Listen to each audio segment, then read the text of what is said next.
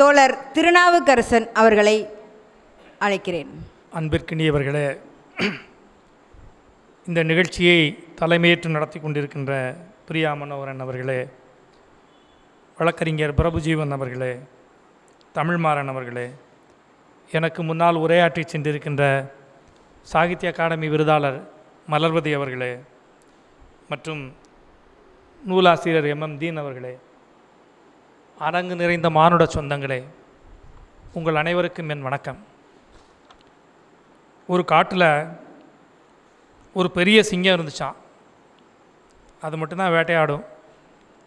அது வேட்டையாடி சாப்பிட்டு மிச்சம் மீதி போட்டு போகும். அதை தான் மற்ற நரிகள் ஏதாவது சாப்பிட்டுக்கிறோம். அது மாதிரி கதை ஆயிடுச்சு.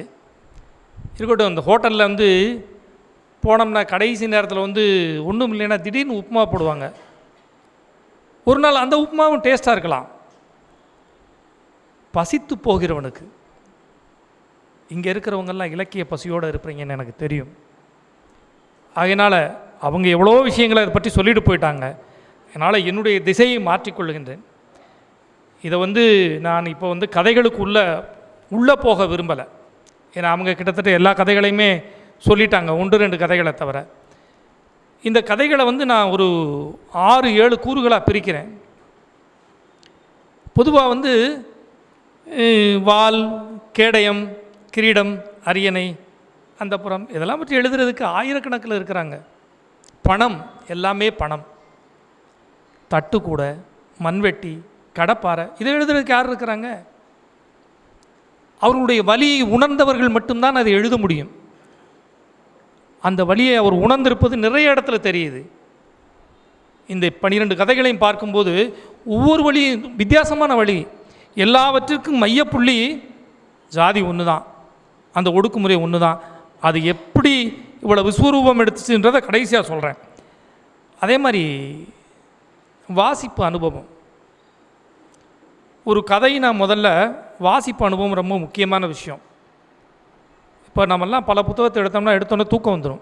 மெயினாக பாடப்புத்தகம், அது முழிச்சிட்ருக்கும். பாடப்புத்தகம் நம்மெல்லாம் தூங்கிடுவோம். இது படிக்கிற காலத்தில் இருந்தது.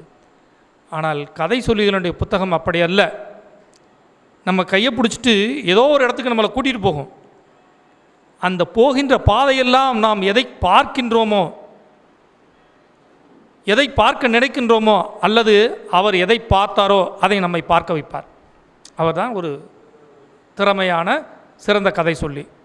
அப்படி பண்ணியிருக்கிறாரா? கிட்டத்தட்ட 12 கதைகள்லையுமே அதை தெளிவாக பண்ணியிருக்கிறாரு. கதையை மலர்வதி அம்மா சொல்லிட்டாங்க. அதனால் கதைக்கு உள்ளே திரும்ப திரும்ப நான் போகிறதுக்கு ஒன்றும் வேலை இல்லை. அது காட்சிப்படுத்துகிற விதம் அது இருக்குல்ல.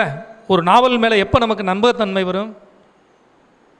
நாம் அந்த நாவலை வாசிக்கும்போது அந்த காட்சிக்குள்ளே நாம் போய் உட்கார்ற மாதிரி ஒரு சூழல் இருந்தால் மட்டும்தான் அந்த கதை மேலே நமக்கு ஒரு பெரிய நம்பகத்தன்மை வரும். அவர் காட்சிப்படுத்தியிருக்கிறாரா? படுத்தியிருக்கிறார். நிறையவே அற்புதமாக காட்சிப்படுத்தியிருக்கிறாரு. உதாரணத்துக்கு முதல் கதையும் 2வது சுதாரியும் செவ்வருக்கையும். செவ்வருக்கையிலையும் காட்ட காண்பிப்பார், சுதாரியிலையும் காட்ட காண்பிப்பார். ஒரு தேர்ந்த விவசாயி, தேர்ந்த உழவன், அது காடாக இருந்தாலும் அதை எப்படி செம்மைப்படுத்தி வைத்திருக்கிறான்.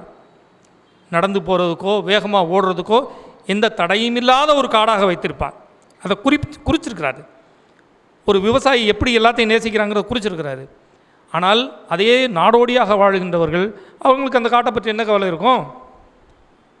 அது முள்ளாக இருந்தானே, கல்லாக இருந்தானே, போகிறதுக்கு பாதை மட்டும் இருந்தால் போதும். அவர்கள் போவார்கள்.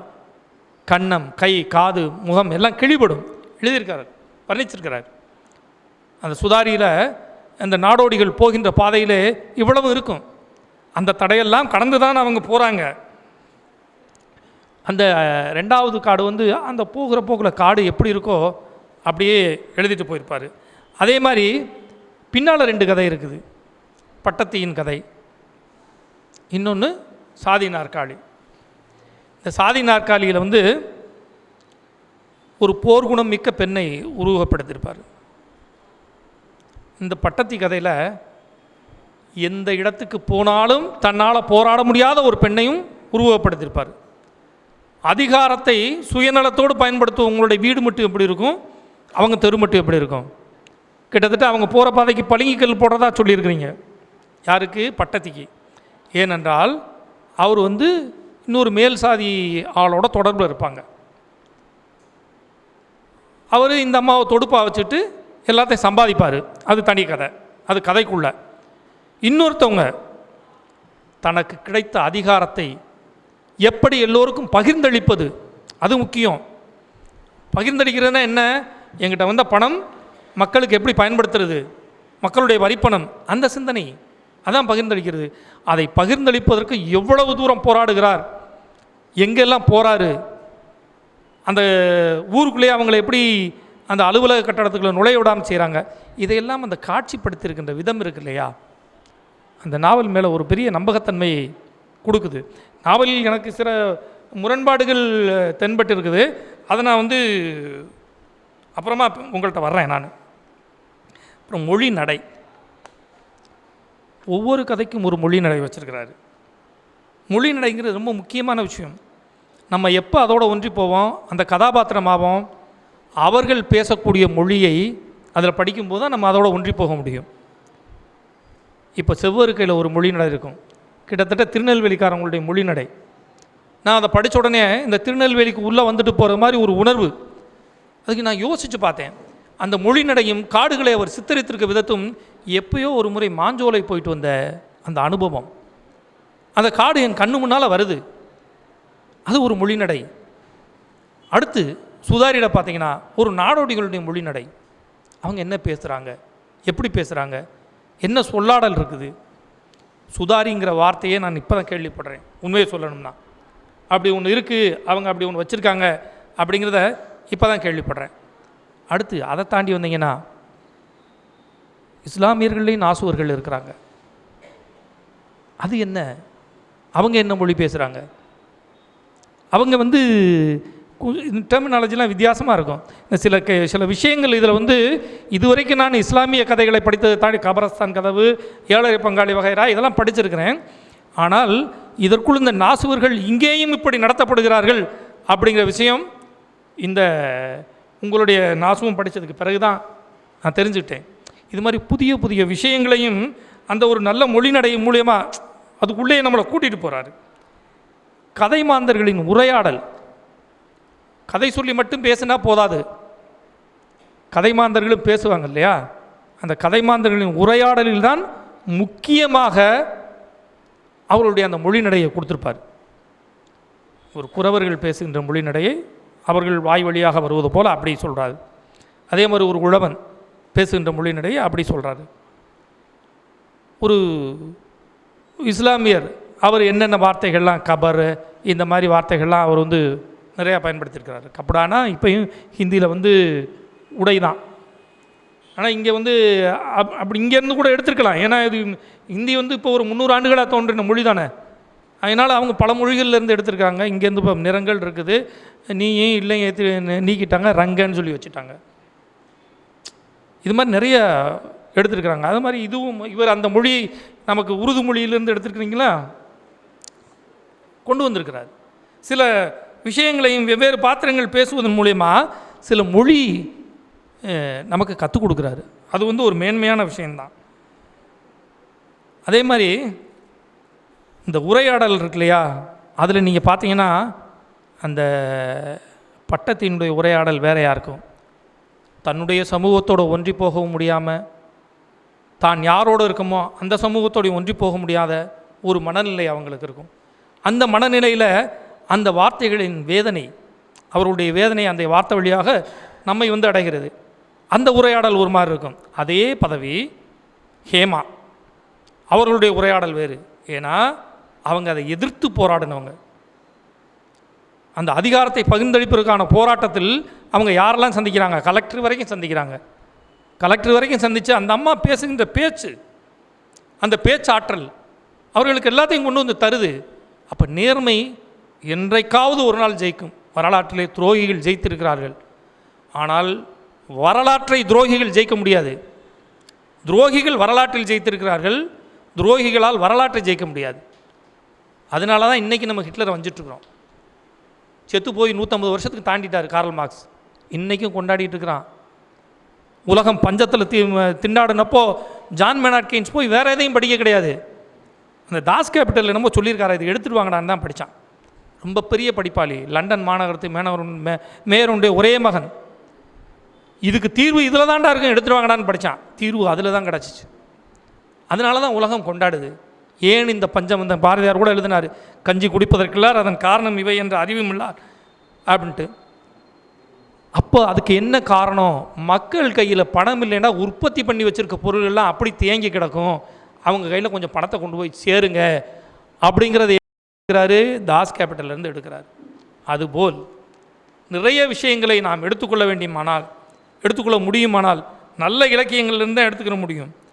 இப்போ இந்த ரெண்டு உரையாடலையுமே அந்த பட்டத்தினுடைய கணவராய் வரக்கூடிய சங்கையாவுடைய உரையாடல் வேறையாக இருக்கும், அதிகார துணி இருக்காதவற்றை. ஏனென்றால் அவருக்கு குறிக்கோள் பொருளாதாரம் மட்டும்தான். அதற்காக தன்னுடைய பகுதியில் இருக்கக்கூடிய அந்த தலித் பிரசிடெண்ட்டை அந்த ஆள் சேர்த்துக்கிட்டு அவங்கள கைக்குள்ளே போட்டுட்டதுனால அவரால் அதிகார துணியோடு பேச முடியாது. எவ்வளவு இருந்தாலும் மனிதனால் ஜெயிக்க முடியாத மனசாட்சி மட்டும்தானே. மனசாட்சியை மனுஷன் ஜெயிச்சிட்டானா இந்த உலகம் என்றைக்கோ சுடுகாடாக இருக்கும். இன்றைக்கி மனிதனால் ஜெயிக்க முடியாது, மனசாட்சி மட்டும்தான். அதே நேரத்தில் அந்த சப்பானி இன்னொரு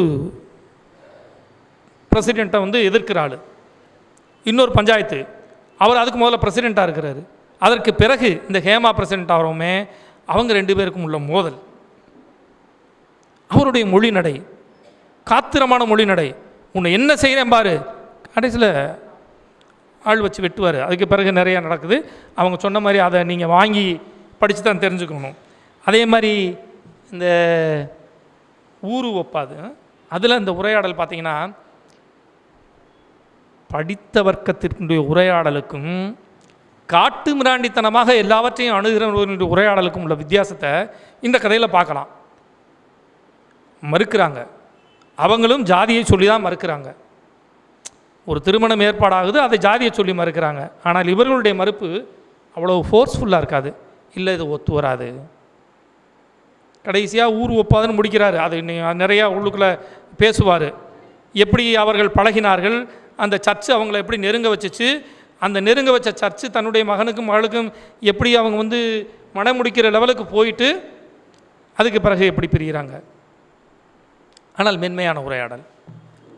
அதை தான் சொல்கிறேன், ஒவ்வொரு கதைக்கும் எந்த அளவு தேவையோ, ஒரு நோயாளிக்கு எந்த அளவு தேவையோ அவ்வளோதான் மருந்து ஏற்றணும், அதுக்கு மேலே மருந்து ஏற்றினா செத்து போயிடுவார்.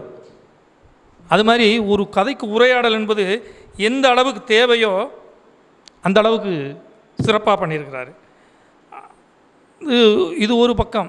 இன்னொரு பக்கம் அதிகாரம் எதையெல்லாம் செய்யும், தனக்கு ஒத்து வராதவங்களை அரசியல் சூழ்ச்சி செஞ்சும் காலி பண்ணும். அதையும் அதே கதையில் பதிஞ்சிருக்கிறார். கருவேலங்கண்ணி ஊரில் ரொம்ப மரியாதைக்குரிய தலித் அவங்க, ஆனால் அவர்களுக்கு ஓட்டு போட மாட்டாங்க. ஏன்னா அவங்களும் 40% இருக்கக்கூடியதில் ஒரு பிரிவினர்.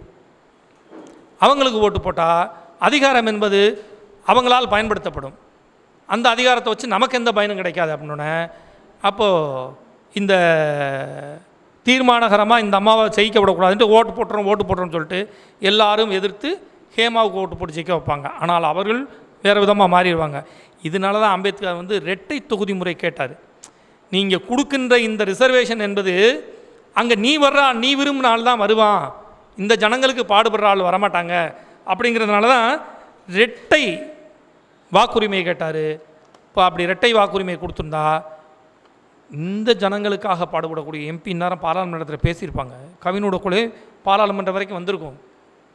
இந்த திருநெல்வேலி தொகுதியா, இந்த எம்பிக்கு இங்கே இருக்கக்கூடிய தலித்துக்கள் மட்டும் ஓட்டு போட்டால் போதும், அப்படி ஒரு எம்பி, மற்ற எல்லாரும் ஓட்டு போட்டு கிடைக்கக்கூடிய ஒரு எம்பி, இந்த மாதிரி கேட்டதுனால தான் முடியாது அப்படின்னா அவர்களுடைய ஆதிக்கம், அவர்களுக்கான நியாயம் கிடச்சிரும் அப்படின்றதுக்காக இரட்டை வாக்குரிமை கொடுக்கக்கூடாது அப்படின்னு சொல்லி போராடினாங்க. அதெல்லாம் தனி வரலாறு. அதே மாதிரி இப்போ சில இந்த எல்லாத்துலேயும் மையக்கரு பார்த்தீங்கன்னா ஒரே மையக்கரு தான், தீர்மானமும் ஒரே தீர்மானம் தான். என்ன தீர்மானம்? ஜாதியை விட்டு வெளியில் வரணும் மனுஷன். இலக்கியம் காலகாலமாக பேசுகின்ற விஷயம். நிறைய நீதி நூல்கள் தமிழில் இருக்குது. பெருமைப்பட்டுக்கலாமா நம்ம? எப்படி பெருமைப்பட முடியும்? எங்கே நீதி நூல்களின் அவசியம் இருக்குது? எங்கே அநீதியும் அக்கிரமும் அதிகமாக இருக்குதோ அங்கே தான் நீதி நூல்களோட அவசியம் இருக்கும். பிறப்புக்கும் எல்லா உயிருக்கும் சிறப்பவா செய்தொழில் வேற்றுமையான அப்பயே வேற்றுமையை பார்த்துருக்குறான். செஞ்ச தொழிலை வச்சு வேற்றுமையை பார்த்துருக்குறான். இன்றைக்கு பிறப்பின் அடிப்படையில் வந்துருச்சு, அது வேறு விஷயம். யாதும் ஊரே யாவரும் கேளினா அவர் ஒன்றும் வெறுமனே ஞானத்தில் பாடியிருக்க முடியாது. வாழ்க்கையை படித்து, தன் சுற்றத்தை படித்து, இவங்கெல்லாம் எப்படி இருக்கிறாங்க, ஏன் இவ்வளோ கேவலமாக இருக்கிறாங்க அப்படின்னு நொந்து போய் தான் யாதும் ஊரே யாவரும் கேளி தீதும் நன்றும் பிறந்தரவாரானா. உன்னுடைய சிந்தனைக்குள்ளே தாண்டா இருக்குது உனக்கு வரக்கூடிய நன்மையும் தீமையும் அப்படின்னு சொல்லி சொல்கிறாங்க. அப்போது நீதி நூல்கள் அதிகமாக இருப்பதற்காக பெருமைப்படுவதை விட நாம் அசிங்கப்படத்தான் வேண்டும். உலகத்தில் இன்னையிலேருந்து எல்லா பேருமே 5.5 அடி ரசிக்க முடியுமா? உலகத்தில் இனிமேல் எல்லா பேருமே இப்படி பொன்னிறம் யாரையும் ரசிக்க முடியுமா? அதிலே வேறுபாடு இருக்கலாம், தவறில்லை. வாழ்க்கை முறையில் வேறுபாடு இருக்கலாம், ஒருத்தருடைய வாழ்க்கை முறை ஒன்றொன்றா இருக்கும், தவறில்லை. ஆனால் இந்த பிறப்பின் அடிப்படையிலே கொண்டு வருவதில் தான் ஒரு பெரிய முரண்பாடாக இருக்குது. அது எப்படி வந்துச்சு? யாருக்கு விசுவாசமாக இருக்கிறாங்க? எல்லா உழைப்பாளிகளும் தங்களுடைய முதலாளிகளுக்கு விசுவாசமாக இருக்கிறாங்க. இல்லை என்றாலும் அதை ஏற்படுத்துகிறாங்க. அதைத்தான் அவர் வெறுக்கையில் சொல்லியிருந்தார், செவ்வறுக்கையில் சொல்லியிருப்பார். எப்படின்னா, அந்த ஆத்திப்புலையனை வேலைக்கு இன்னொரு இது ஞாபகம் வரும்போதே இந்த திருத்தத்தை சொல்லிடுறேன். இங்கே புலையன் அப்படின்ற வார்த்தையை பேசியிருக்கீங்க. ஆ விகுதி, இங்கே இருக்க புலையனுக்கு ஐ விகுதி, பூ லை ய இன். நீங்கள் பழைய இலக்கியங்களை எடுத்து பார்த்தாலும் இருக்குது. ஆ உரித்து உண்ணும் கீழ்ப்புழையன் அப்படின்னு சொல்லிட்டு புலையன் சொல்லி பாடியிருக்கிறாங்க. அந்த அதுக்குள்ளே பெருசாக போக விரும்பலை. ஆனால் கேரளாக்குள்ளே இருக்க புலையன் பூ ல ய இன், நிலபுலம் வைத்திருப்பவர்கள் என்று நம்ம நிலபுலம்னு சொல்கிறோம் இல்லையா, அந்த புலங்கள் அங்கே இன்றைக்கும் அவங்களுக்கெல்லாம் நிலங்கள் நிறையா இருக்குது. அதனால் அவங்க புலம் நிறைய வைத்திருக்கிறதுனால அவர்கள் புலையர்கள். இந்த ஒரு சின்ன இது, அது அப்புறம் அதுக்குள்ளே அப்புறம் போகலாம். இப்படி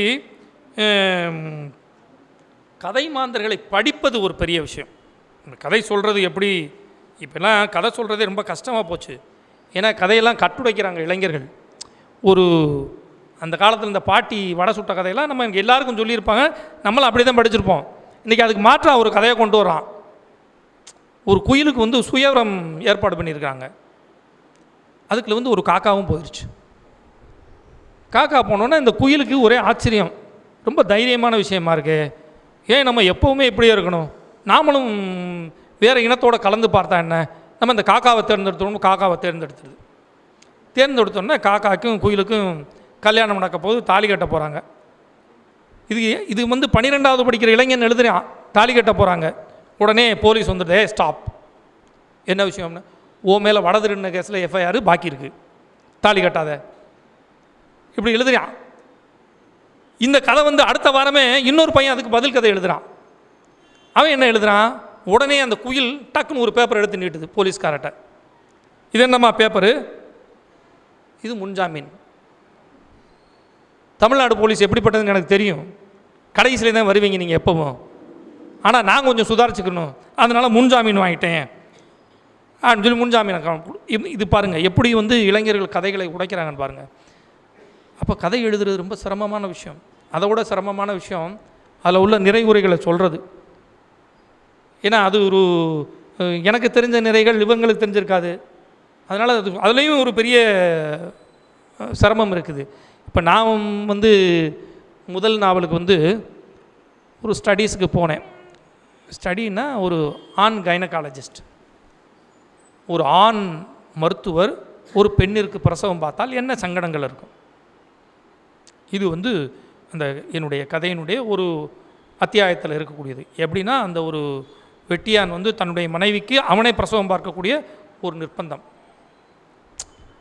பிணத்தோடு மட்டும் பழக்கப்பட்டவன், பிணத்தை புதைத்து மட்டும் பழக்கப்பட்டவன் அன்றைக்கி பிரசவம் பார்க்குறான். அப்போ அவன் பிரசவம் பார்க்கணும்னா என்ன சங்கடங்கள் வரும். இதை ஸ்டடி பண்ணுறதுக்காக ஒரு மேல் கைனகாலஜிஸ்ட்டை போய் கேட்குறேன். முடியாதுன்னு ஒரு 2 பேர் 3 பேர் இப்படி பார்த்தாங்க. ஏய் நீ அவனான்ற மாதிரி, நீ அவனா இதை வந்து கேட்குற, சங்கடமாயிடுச்சு எனக்கு. சரி இதை எப்படி நம்ம ஸ்டடி பண்ணுறதுன்னு. என்னுடைய சித்தப்பா வந்து டாக்டராக இருந்தார், இறந்துட்டார் அவர். நான் எழுதும்போது இல்லை. அவருடைய நண்பரை பிடிச்சி ஒரு மருத்துவரை பிடிச்சி கேட்டேன். 1 வாரம் அவர் எனக்கு பயிற்சி கொடுத்தாரு. எப்படி 1 வாரம் பயிற்சி கொடுத்தாரு. லேபர் வார்டுகளை எப்படி பிஹேவ் பண்ணணும். நீ பாட்டுக்கு பேப்பர் மேனாக எடுத்து வச்சுட்டு இருந்தேன்னா ஒரே மிதிச்சு தள்ளிடுவா, நம்ம மேலே கேஸ் கொடுத்துருவாங்க. நான் இந்த கையை நீட்டினா இதை எடுத்து கொடு, இந்த கையை நீட்டினா இதை எடுத்து கொடு, 2 மட்டும் எடுத்து கொடு போதும், மற்றதெல்லாம் நீ பார்த்து மனசுக்குள்ளே குறிச்சிக்கோனார். அதுபோல் ஒரு கதை எழுதுவதற்கு கதை மாந்தர்களை படிப்பதுன்றது வந்து அப்படி ஒரு எளிமையான விஷயம் கிடையாது, ரொம்ப கஷ்டமான விஷயம். அந்த நாடோடிகளை மிக அருகிலிருந்து படித்திருக்கிறார். ஒருவேளை நாடோடிகளோட எப்படி கொஞ்ச நாள் சுற்றுனாரா என்னன்னு எனக்கு தெரியலை. ஏன்னா அவங்களுக்கு இழக்கிறதுக்கு ஒன்றுமே இல்லை. அதனால் எதனால ஒரு மூட்டை முடிச்சு தூக்கிட்டு போயிட்டே இருப்பாங்க. ஆனால் வாழ்வதற்கு அவர்களிடம் வாழ்க்கை இருந்தது. அந்த வாழ்க்கை இருந்துன்ற ஒரே காரணத்தினால தான் எங்கேயாவது ஒரு இடத்துல ஒரு ஊருக்கு போனால் பழச்சிக்கலாம் அப்படின்னு சொல்லி போனால், ஒரு ஊருக்கு போனால் அங்கே நிரந்தரம் இருக்க மாட்டாங்க. பழக பழக பாலும் புளிக்கும் தான், எல்லாம் புளிச்சிரும்ல, பழக பழக பாலும். அது மாதிரி அவங்களுக்கு 3 மாதம் ஒரு ஊரில் இருக்கிறதே பெரிய விஷயம், நாடோடி வாழ்க்கை வாழுங்க. ஆனால் உலகத்திற்கு இன்னொரு ஊர் சுற்றி புராணம்னு ஒரு நூல் இருக்குது, ராகுல சாங்கிருத்தியாயன் எழுதுனது. இந்த ஊராய் நாடோடிகளாக திரிகின்றவர் இந்த உலகத்துக்கு எவ்வளோ கான்ட்ரிபியூட் பண்ணியிருக்காங்கன்னா, அவங்க கான்ட்ரிபியூட் பண்ண அளவுக்கு இலக்கியங்களுக்கோ விஞ்ஞானத்துக்கோ வேறு யாரும் பெருசாக கான்ட்ரிபியூட் பண்ணலை. அப்படிப்பட்ட கான்ட்ரிபியூஷன் ஊராக அப்படி ஊராக சுற்றிருப்பாருன்னு நினைக்கிறேன் இவர். அதோட கான்ட்ரிபியூஷன் தான் இந்த சுதாரி அவ்வளோ அழகாக அதை எடுத்து வச்சிருக்கிறாரு அவங்களுடைய இந்த நாடோடி வாழ்க்கையை. நான் ரொம்ப நாளைக்கு முன்னால் ஒரு நூல் படித்தேன். ஒன்றும் இல்லை அந்த நூலில், ஆனால் தன்னுடைய அனுபவங்களை மீனான்னு ஒரு அம்மா எழுதியிருக்கிறாங்க, முள் அந்த நூல் பேர். தன்னுடைய அனுபவங்களை கல்லூரி போவதற்கு முதல் வரைக்கும் அவங்க சந்தித்த அனுபவங்களை மட்டும் அதில் எழுதியிருக்கிறாங்க. இப்போ நிறைய விஷயங்கள் அதில் சொல்லியிருக்கிறாங்க. இப்போ நீங்கள் வந்து என்னுடைய சமகாலத்தவர்கள் வந்து இந்த கமலஹாசன் நடித்த ஹிந்தி தெலுங்கில் வந்து சுவாதி முத்தியம், தமிழில் வந்து அது சிப்பிக்குள் முத்து, அப்படி ஒரு படம் வந்துச்சு. அநேகமாக நம்ம காலத்தில் இருந்த எல்லாரும் அதை பார்த்துருப்பாங்க. அந்த காலத்தில் மிக பிரபலமாக ஓடின ஒரு படம். அதில் ஒரு காட்சி வரும். அது கமலஹாசன் ஒரு சரியான அரக்கு இருக்கேன், இப்போவும் அப்படி தான் இருக்கார், அது வேறு விஷயம். அந்த கதையில் அவர் ஒரு அரக்கு இருக்கேன். அப்போ அவர் வந்து ராமர் வந்து சீதைக்கு கட்டக்கூடிய தாலி எடுத்துகிட்டு போய் என்ன செய்வார், அந்த தாலி எடுத்து படக்குன்னு ராதிகாவை கட்டிடுவார். தாலியை கட்டி முடிச்சாச்சும் ஒன்றும் செய்ய முடியாது அப்படின்னு ஊரே தூட்டிகிட்டு இருக்கும். அப்போ இந்த அம்மா வந்து படியில் அப்படி தலையில் கையை வச்சுட்டு உட்காந்துருவாங்க. அந்த காட்சியில் டைரக்டர் ரொம்ப நுட்பமான ஒரு விஷயத்தை வச்சுருப்பார். வலதுபுறத்தில் அவளுக்கு ஏற்கனவே இறந்து போன கணவன் மூலியமாக பிறந்த குழந்தை, இடதுபுறத்தில் கமலஹாசன் உட்காந்துருப்பான். 2மே குழந்தைகள் தான்டா, அதுக்கு நடுவில் நான் உட்காந்துருக்கேன்டா. எப்படி அந்த டைரக்டரோட எஃபிஷியன்சி எப்படி, 2 குழந்தைகளுக்கு, கமலஹாசன் குழந்தைத்தனத்தோடு தான் இருப்பான், 2 குழந்தைகளுக்கு நடுவே நான் அமர்ந்திருக்கிறேன் அப்படிங்கிற மாதிரி உட்காந்துருப்பாங்க. அதுபோல் தான் இந்த சுதாரியில் ஒரு காட்சி இருக்கும். அந்த ஒரு தாய் காடை தன் குஞ்சுகளை எல்லாம் பாதுகாப்பாக கூட்டிகிட்டு போகும், ஒரு இழுத்துட்டு போகிற ஒரு காட்சி. எந்த இடத்துல அந்த காட்சியை வச்சுருப்பானா, அந்த ரேவான்ற பொண்ணு இந்த ஜெயமாலியை பாதுகாப்பாக இழுத்துட்டு போகிற இடத்துல அந்த காட்சியை சொல்லியிருப்பார். எனக்கு அது படித்த உடனே அந்த சிப்பிக்குள் முத்து தான் ஞாபகத்துக்கு வந்துச்சு.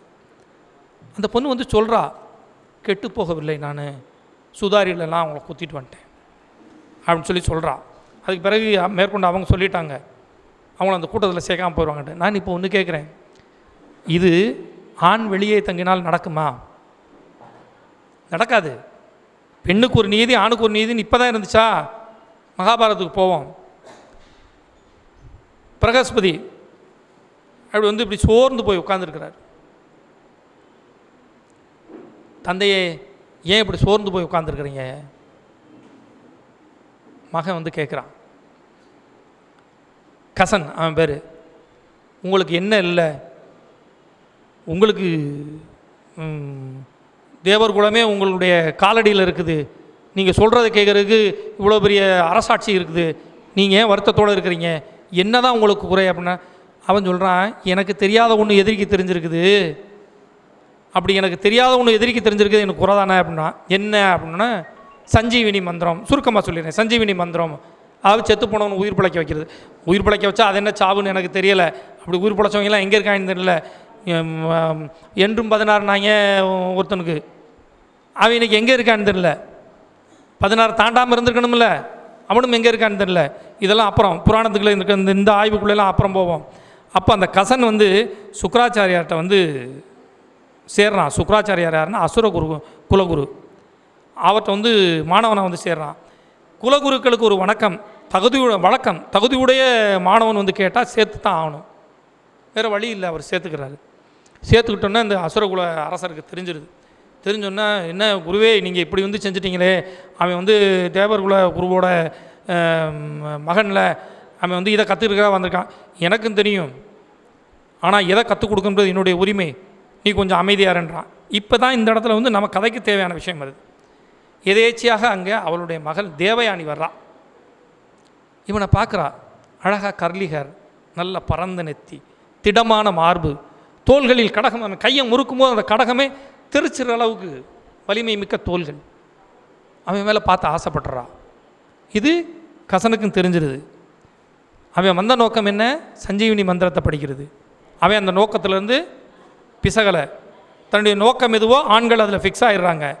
அப்போ இவ இப்படி பழகிறான்னொன்னே, இவ ஆசைப்படுறான்னொன்னே அவன் தீர்மானம் பண்ணுவான், இருக்கட்டும் பழகி வைப்போம், என்றைக்கும் இவள் பயன்படுவாள். எந்த இடத்துல வந்து நிற்கிறான்? இருக்கட்டும் பழகி வைப்போம், என்றைக்காவது எதற்காவது இவள் இப்படித்தான் ஆண் வர்க்கம் பழகுது. கடைசியில் அவளோட இருந்து அவங்க அப்பனை வந்து கொலை பண்ணுறாங்க. அதுலேருந்து தப்பிச்சு வர்றான். தப்பிச்சு வந்து சஞ்சீவி மந்திரத்தை கற்றுக்குறான்.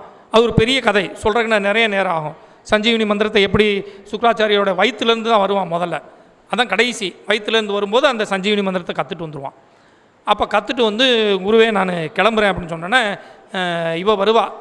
இவளை திரும்பி கூட பார்க்காம போயிடுவான்.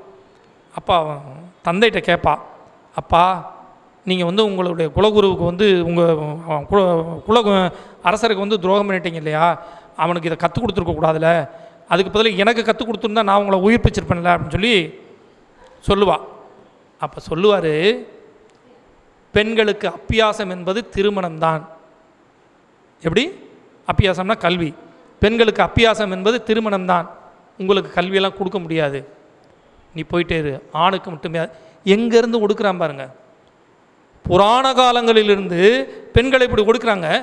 அப்போ எல்லா பேரும் இன்னைக்கு நாம் அவங்களுடைய வழித்தோன்றல்கள் தானே. கொஞ்சம் மாறி இருக்கலாம், நம்ம நெற்றியில் வந்து நம்ம இப்படி இருக்கலாம் அப்படின்னு சொல்லி கொஞ்சம் மாறி இருக்கலாம்.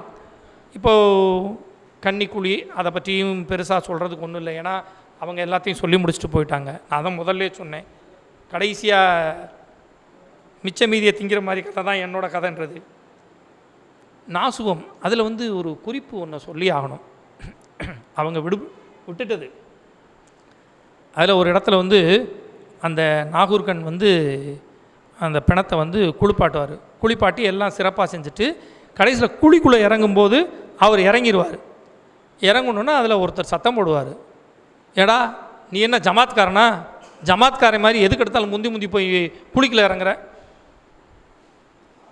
மதம் பெரிதல்ல, அது பிறப்பால் தீர்மானிக்கப்படுவது இல்லை, ஜாதி தான் பிறப்பால் தீர்மானிக்கப்படுது. அதனால தான் மதம், எந்த மதத்துக்கு போனீங்கனாலும் நீங்கள் அந்த தொழில் என்ன செய்கிறீங்களோ அதுக்கு பொறுத்து உங்களுக்கு மரியாதை. என்ன அடுத்து ஈகோ, எல்லாருக்கும் ஈகோ இருக்கும். அந்த நாகூர்கண்ணுக்கும் ஈகோ இருக்குது. 10 வருடம் கழித்து அதே மாதிரி ஒரு சூழல் வருது. அப்போ குழிக்குள்ள இறங்குறதுக்கு ஜமாத் ஆளு இல்லை, அவரை இறங்க சொல்கிறாங்க, இறங்க மாட்டார். இறங்க மாட்டேன்ட்டு போயிட்டு இருப்பார். போய் வெளிநாடுக்கு போய் படித்து பெரியாளாகி, பிள்ளைகளை அனுப்பிச்சு பெரியாளாகி அதே ஊரில் திருமணம் வைப்பார் தன்னுடைய பையனுக்கு. அதுதான் ரொம்ப முக்கியம். ஒரு தலைக்கு 2000 ரூபாய் செலவழித்து சாப்பாடு ஏற்பாடு பண்ணுவார். அவர் பையன் வேலை பார்க்குற 5 ஸ்டார் ஹோட்டல்லேருந்து குக்கெல்லாம் கூட்டிகிட்டு வருவார். திருமணத்தில் சாப்பிட்றதுக்கு ஒருத்தர் கூட வர மாட்டாங்க. எவ்வளவு கொடூரம் பாருங்கள். புறக்கணிப்பு என்பது ஒரு மனிதனை எவ்வளவு மோசமாக ஆக்கும். ஒன்றும் இல்லை, வீட்டுக்குள்ளே உள்ளே போங்க, உங்கள் பையன்கிட்ட இன்றைக்கி முழுவதும் நீங்கள் பேசாமல் இருங்க, நாளைக்கு அவன் மனநிலை என்ன ஆகுதுன்னு பாருங்கள். உள்ளே போகிறீங்க, பையன்ட்ட எதுவுமே கேட்கல, ஒன்றும் சொல்லலை, நாளைக்கு சாயந்தரம் வரைக்கும் அவன்கிட்ட ஒன்றும் பேசலை, நாளைக்கு சாயங்காலம் அவன் பைத்தியம் பிடிச்ச மாதிரி ஆயிடுவான். புறக்கணிப்பு அவ்வளோ பெரிய வேலை வச்சுங்க. அவனை எல்லாரும் புறக்கணிக்கிறாங்க. இப்படி தான் எல்லா மதங்களுக்குள்ளும் இருக்குது கலக காவலர் விருது. சீட்டு கொடுக்குறதே அப்படி தனங்க கொடுக்குறாங்க. எப்படி கழகங்களில் சீட்டு கொடுக்குறதே எப்படி கொடுக்குறாங்க? இவருக்கு இந்த ஜாதிக்காரரு, இவருக்கு அந்த அந்த இடத்துல சீட்டு கொடுக்கணும், இவர் இந்த ஜாதிக்காரரு, இவர் இப்போ விருது எப்படி கொடுப்பாங்க? அப்படி தானே கொடுப்பாங்க. நம்மிடமும் ஒரு தவறு இருக்குது. வஉசி பிள்ளைமார் சங்க தலைவராக்கி விட்டோம்ல, வேறு யாரும் கொண்டாடுறோமா? தமிழ் கூறும் நல்லுலகின் தந்தை கொண்டாடப்பட வேண்டியவர், எல்லாரும் கொண்டாடப்பட வேண்டியவங்க. நாம் எல்லாரும் தான் கொண்டாடி இருக்கணும். கொண்டாடி இருக்கோமா என்னைக்காவதும்? விஸ்வநாததாசன் ஒருத்தர் இருந்தார். சலூன் கடைக்கு போகிறப்பெல்லாம் ஒருத்தர்கிட்ட கேட்பேன், ஓ இவர் யார் யாருன்னு. அது தெரியாது, எங்கள் சாதிக்காரர் பெரிய தலைவர் மாட்டி வச்சுருக்கோம். சுதந்திரத்துக்கு எவ்வளோ பாடுபட்டார். அவரையும் கொண்டு போய் இந்த நாசுவ சங்க தலைவர் ஆக்கிட்டார், நாவிதர் சங்க தலைவர் ஆக்கி வச்சாச்சு. இப்படி ஒவ்வொருத்தரையும் மிக எல்லா மனிதர்களுக்கும் பாடுபட்ட எல்லாரையுமே கொண்டு போய் ஜாதி சங்க தலைவர்கள் ஆக்கி வச்சது நம்முடைய குற்றம் தானே. அப்போ கொண்டாட வேண்டியவர்களை கொண்டாடினால் இந்த நிலைமை மாறும். இப்போ வெளிநாட்டில் ஃபுட்பால் விளாட்றவன் எப்படி விளையாடுவான் தெரியுமா? ஒரு டீமுக்கு 11 பேர், ஆனால் ஒவ்வொரு பிளேயரும் 21 பேரை எதிர்த்து விளையாடுவான். தன் அணியில் இருக்க தன்னை தவிர 10 பேர், எதிரணி 10 பேர், 11 பேர், 21 பேரை எதிர்த்து விளையாடுவான். ஏன்டா 21 பேரை எதிர்த்து விளையாடுறான்னு அந்த வரலாறு படித்தா அவனை நிலைநிறுத்தி கொள்வதற்காக அப்படித்தான் விடுப்பான்.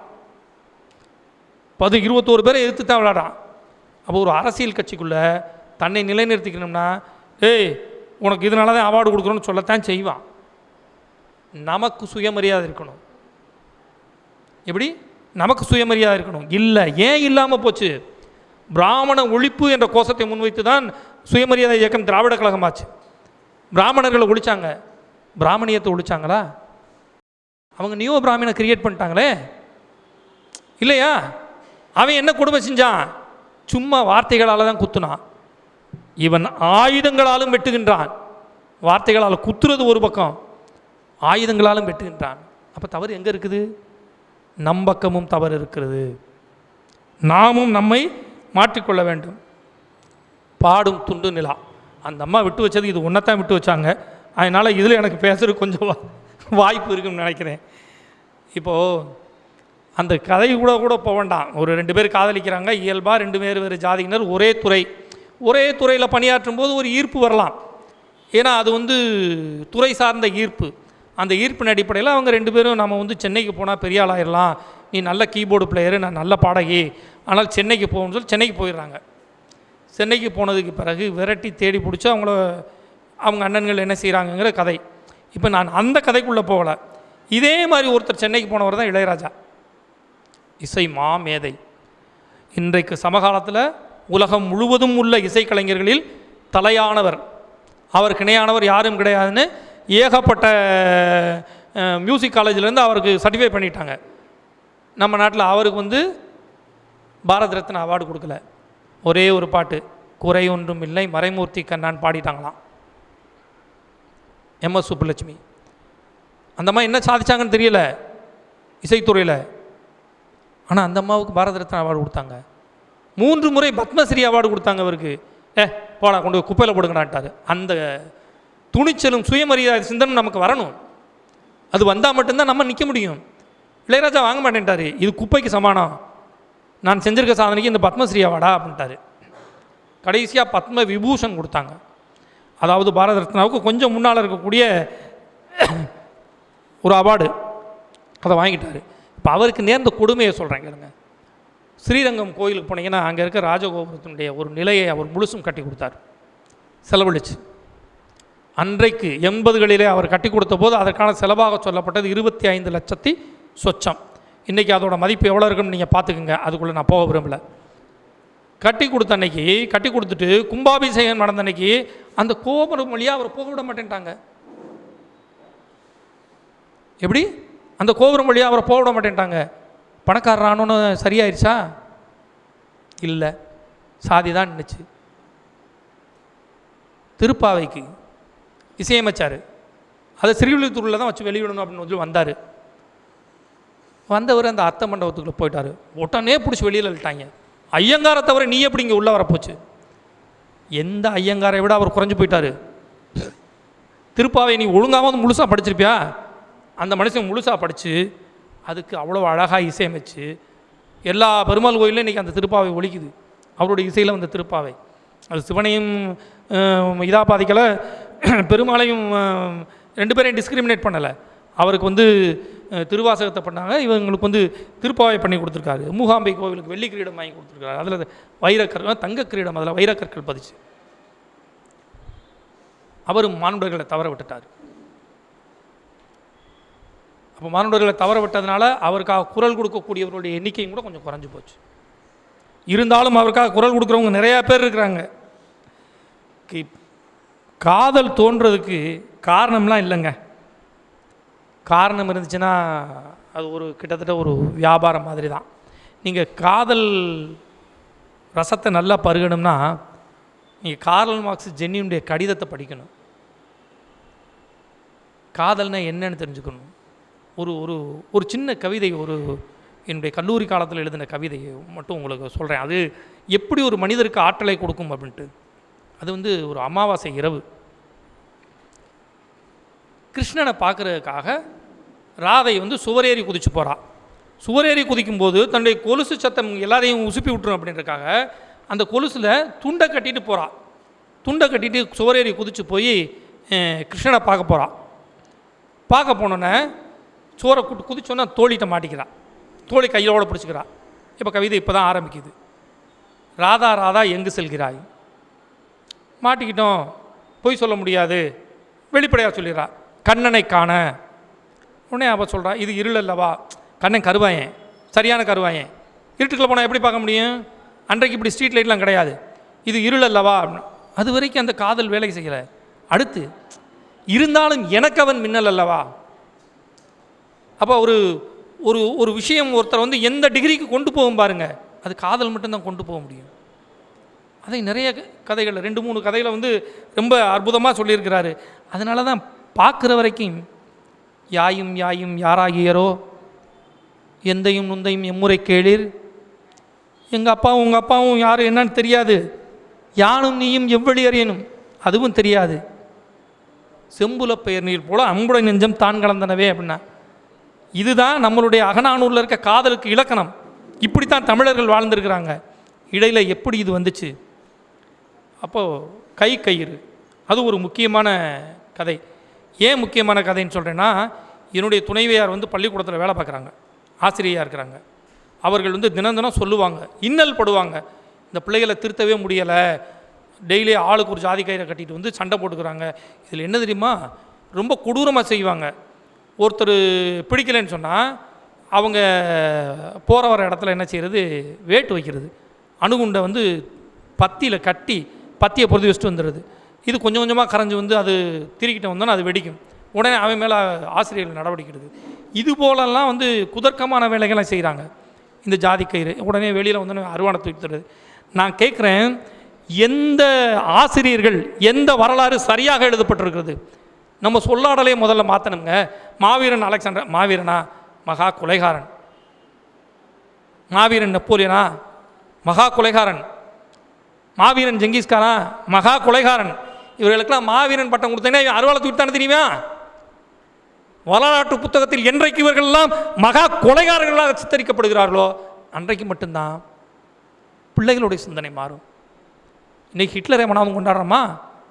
ஏன் மகா கொலைகாரன்ட்டான்? அவனும் அதே அளவு தான் கொலை செஞ்சான். அவன் சொன்னான், நான் யூதர்களை கொண்டதுக்கான காரணத்தை நீங்கள் பின்னால் தெரிஞ்சுக்கிறீங்க. இன்றைக்கு உலகம் அதை அனுபவிச்சுட்டும் இருக்குது. அவ்வளோ பெரிய அமைதியின்மையை ஏற்படுத்திட்டு இருக்காங்க, அது தனி விஷயம். ஆனால் அவனை கொண்டாடுறோமா? மகா கொலைகாரன். ஆனால் அதற்கு முன்னால் லட்சமாக கொலை ஒரு தடவை ராஜேந்திர சோழன் படையெடுத்து போனால் 20 லட்சம் பேர் சாவாங்களாம். எப்படி 20 லட்சம் பேர்? அவனும் தெற்காசியா முழுவதும் சும்மா போனோன்னு பிடிச்சிட்டு வந்துடல, அவ்வளோ யுத்தங்களை பண்ணி தான் பிடிச்சிருக்கிறான். ஒரு தடவை ஜெங்கிஸ்கான் படையெடுத்து வந்தால் 20 லட்சம் பேர் சாவாங்களாம். அவன் யாருக்கு பயந்தான்? அக்பருடைய சித்தப்பாவுக்கு மட்டும்தான் பயந்தான்.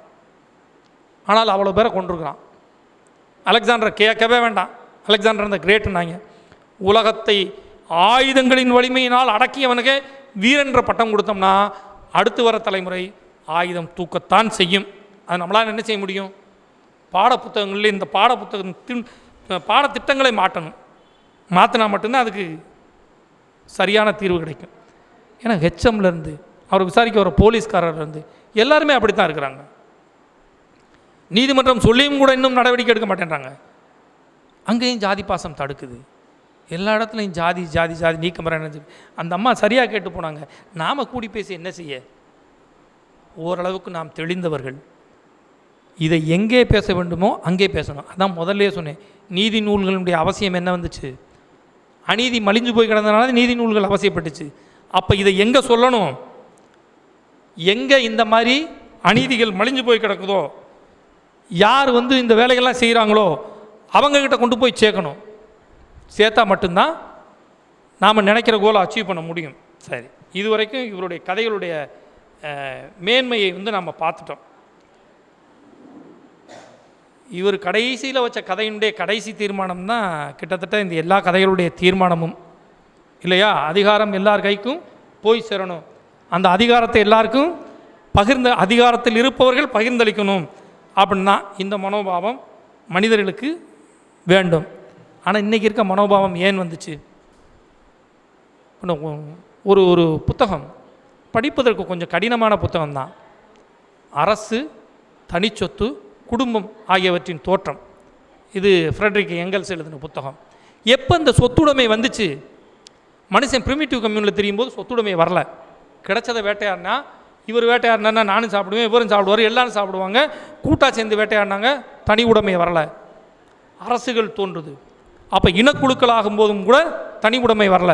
அந்தந்த இனக்குழுக்களுக்குள்ள பகிர்ந்துக்கிட்டாங்க. அந்தந்த இனக்குழுக்களிலிருந்து அரசு தோன்றுகிறது. அரசிலிருந்து ஆட்சியாளன் தோன்றுகிறான். ஆட்சியாளன் ஒரு தனி பிரிவாக வந்துடுறான் அதிலேருந்து. அப்போது தாய் வழி குடும்பங்களாக இருந்தோம். இப்போ தான் தந்தை வழி குடும்பம்ன்றது அதுக்கு பிறகு வந்தது. நாம் அறியப்பட்டது தாய் வழி குடும்பத்தில் தான் அறியப்பட்டோம். தந்தை வழி குடும்பமாக மாறுது. சொத்துடைமை வருது. சொத்துடைமை வந்தோடனே அந்த சொத்துடைமைக்கு உரியவர்கள்லாம் தனி ஜாதியினராக வர்றாங்க. ஆதியில் அதான் நம்ம அகநானூரில் பார்த்தோமே, காதல் இப்படி தான் இருந்திருக்குது. விரும்பினவங்களை கல்யாணம் பண்ணிக்கிட்டாங்க. தலைவனும் தலைவியும் தூது விடுறதுக்கு ஒரு தோழி வச்சுருப்பாங்க. அதெல்லாம் தனி கதை. ஆனால் எப்போ இப்படிலாம் வந்துச்சோ அதுக்கு பிறகு இந்த ஜாதியை மேலோங்கிருச்சு. அப்போது இதெல்லாம் தப்புன்றீங்களா? குடும்பம் தப்புங்கிறீங்களா? அரசுங்கிறது தப்புங்கிறீங்களா? கிடையாது. அதிலிருந்து நாம் ரிஃபைன் ஆகலை. அங்கே தான் தப்பாக இருக்கோம். நாகரிகப்பட்டிருக்கோம், கோட்டு சூட்டும் போட்டிருக்கோம். சரியாயிருச்சா? இல்லை. இலக்கியங்கள் நெற்றியிலே எழுதியிருக்கின்றன எல்லோரும் சமம் என்று. அதை என்றைக்கு நாம் இதயத்தில் எழுதப் போகின்றோம், இதயத்தில் எழுதுகிற அன்னைக்கு மட்டும்தான் அதை நாம் ஜெயிக்க முடியும். இப்போ இந்த செவ்வருக்கை கதைக்கு வருவோம். இந்த செவ்வருக்கை கதையில் அந்த சொல்லும்போது 2 பேரை வெட்டிட்டு சொல்கிறான், செவ்வருக்கை செய்கிற வேலையடா. அது செவ்வருக்கை செய்கிற வேலையா? எனக்கு என்னவோ எழுத்தாளர் அந்த கதாபாத்திரம் பேசுவதாகவே வைத்துக்கொள்ளலாம். எழுத்தாளர் அப்படி எழுதியிருப்பதில் எனக்கு உடன்பாடு இல்லை. காரணம் என்னென்னா, அவனிடம் இருந்தது இழப்பதற்கு ஒன்றும் இல்லாதவனிடம் இருந்த வீரம். அவன்கிட்ட என்ன இருக்குது இழக்கிறதுக்கு? அவனுடைய உயிரை தவிர ஒன்றும் கிடையாது. அந்த வீரம், பாதிக்கப்பட்டவனுடைய கொதிப்பு, வெறி. அதனால தான் அவனை வெட்டின அருவாளை பிடுங்கி 2 பேரையும் வெட்டிடுறாரு. அதுலேயும் ஒரு பிழை இருக்குது. 2 பேர் தான் அவனை பார்க்க வந்தாங்கன்னு சொல்லி குறிச்சிருக்கிறாரு. அது முதல் பத்தியில் 2 பேர் அவன் கேரள புலையர்கள் அவனை பார்க்க வர்றாங்க. பார்க்க வந்துட்டு கிழங்கு போடுறதுக்கான வயலை காமிக்கணும்னா அவன் கூட்டிகிட்டு போய் காமிக்கிறான். காமிச்சிட்டு திரும்பும் போது அவனை வெட்டிடுறான். அதில் ஒருத்தன் அருவாளை வச்சு அப்படின்னா அந்த அருவாளை பிடுங்கிட்டு அவங்க 2 பேரையும் கொலை பண்ணிடுறான் அப்படின்னு சொல்லிட்டு அந்த இடத்த முடிக்கிறாரு. அடுத்து தன்னுடைய மருமகன் வெட்டுப்பட்டுட்டானேன்ட்டு மாடன் ஓடி போய் அவரை பார்க்க போதாகவும், பார்க்க போகையில் 2 பேரும் அந்த 2 பேரும் இவரை வெட்டி கொண்டுட்டதாகவும் திரும்ப எழுதுகிறார். அல்லது கூட நிறைய பேர் வந்தாங்க, ஒளிஞ்சிட்டாங்கன்னு எங்கேயாவது ஒரு குறிப்பு கொடுத்துருந்துருக்கலாம். ஒளிஞ்சிட்டு இவங்க 2 பேரை மட்டும் அனுப்பிடுங்க அப்படி நாம் புரிஞ்சுக்கிறலாம். கூட நிறைய பேர் வந்திருந்து இவரை 2 பேரை மட்டும் அனுப்பிச்சு ஆளை வேவு பார்க்க சொல்லியிருக்காங்க அப்படின்ட்டு. அது ஒன்று. இன்னொன்று முதல் அறுவடை ஒழுங்காக வீட்டுக்கு வந்துட்டோம்னா அது எங்களுக்கு, 2வது அறுவடை உனக்குன்னு சொல்லி அந்த முத்து நயினார் சொல்கிறதா ஒரு காட்சி இருக்குது. நான் கேட்கின்றேன், ஒரு பலாப்பழத்துக்கும் கால்படி நெல்லுக்கும் உயிரை கொள்ளுகின்றவர்கள் எப்படி ஒரு அறுவடையே விட்டு தந்திருப்பார்கள்? வெண்மணியில் என்ன நினச்சி? கால்படி நெல் கூலி கூட கேட்டான். நாள் முழுவதும் உழைக்கிற எங்களுக்கு ஒரு கால்படி நெல் கூலி கூட கொடுங்கன்னு கேட்டதுக்கு அந்த ராமையாவோட குடிசையில், அந்த குடிசையில் அவங்க விட்டுருந்தாலே மூச்சு தண்ணீர் சேர்த்துருப்பாங்க. அந்த குடிசைகளை சிக்கின 46 பேரையும் உயிரோடு கொளுத்தினார்கள் இல்லையா? அதில் இன்னொரு கொடுமையும் நடந்துச்சு. தன் கை குழந்தையாவது பிழைத்து கொள்ளட்டும்னு ஒரு தாய் வந்து ஒரு எரிஞ்சு போன ஜன்னல் கீழே விழுந்தோன்னா அது வழியாக தூக்கி வெளியில் போடுறாங்க. மிக கொடூரம். வேல் கம்பிலே அந்த குழந்தையை குத்தி தேயில நெருப்பிலே போடுறான். கால்படி கூலிக்காக, கால்படி நெல்லுக்காக. இவன் எப்படி ஒரு அறுவடையை விட்டு தந்திருக்க முடியும்? இப்போ இந்த இலுமினாட்டிகள் சில வேலையை செய்கிறாங்க. அவங்கள நல்லவங்களாக காட்டிக்கிறதுக்கு சிலரை வந்து விலைக்கு வாங்கி தூண்டுறாங்க. இப்போ இந்த படிக்கும்போது அடுத்த சந்ததி என்ன நினைப்பாங்க? ஓ, அந்த ஆண்டைகளும் கொஞ்சம் இலக்கமோடு தான் இருந்திருக்கிறாங்க, ஒரு அறுவடையவே தன்னுடைய வேலைக்காரனுக்கு விட்டு கொடுக்குறான்ல, அப்படி என்ற சிந்தனை வரும். அதுபோல் சிந்தனை வருவதற்கு எழுத்தாளர்களாகிய இலக்கியவாதிகளாகிய நாம் அடித்தளம் அமைச்சு கொடுத்துடக்கூடாது. அப்புறம் இன்னொரு கதையில் வந்து அவள் வந்து +2 முடிச்சிட்டா. 3 வருஷத்துக்கு முன்னாலே +2 முடிச்சுட்டு இப்போ சும்மா ஊருக்குள்ளே சேவை செஞ்சிட்ருக்கிறா அப்படின்னு ஒரு கேரக்டர் எழுதுறாரு. ஐ திங்க் கருவேலங்கண்ணியை தான் சொல்லியிருக்கிறான்னு நினைக்கிறேன். +2 முடிச்சுட்டு 3 வருஷம் ஆயிடுச்சு.